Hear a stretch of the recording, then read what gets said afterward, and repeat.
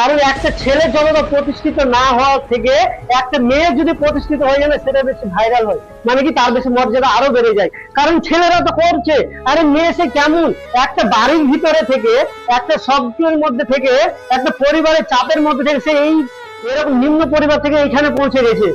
তার সঙ্গে ভাবো তো কোথায় তোমার ইটা দাঁড়াবে, রেসপেকটেশন হয়ে গেছি আর পিছে মুড়ে দেখে আমার লাভ নেই। কে এগিয়ে গেল কে পিছিয়ে গেল আমার দেখে লাভ নেই। আমি এখানে শিখতে এসেছি, আমি এখানে শিখবো। অন্ধকারও যদি একটা মোমবাতি দেওয়া হয়, তুমি যতদূর পর্যন্ত তোমার যাবে দেখতে পাবে, তুমি ততদূর পর্যন্ত যাও, আবার দেখবে এই জায়গাটাতে এসে আবার কিছুটা দেখতে পাবে, তুমি আবার এগিয়ে যাও। এভাবে এগাতে এগাতে দেখবে তুমি নিজের জায়গায় সঠিক জায়গার মধ্যে কিন্তু পৌঁছে যাবে।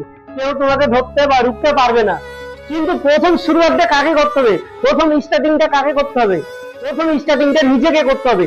যদি আজ আমি অন্ধকারে একটা মোমবাতি নিয়ে দাঁড়িয়ে যাই, না সামনে কি আছে, বাঘ আছে না ভাল্লুক আছে না কি আছে, আমি যাব না, আমি পৌঁছাতে পারবো? পারবো কি? পারবো না। তাহলে আমাকে সব দিক আলাদা একদিকে রাখতে হবে, আমার লক্ষ্যের দিক সবসময় সামনে থাকবে। ঝড় তুফান যা আসে আমি কিন্তু ওখানে যাবই।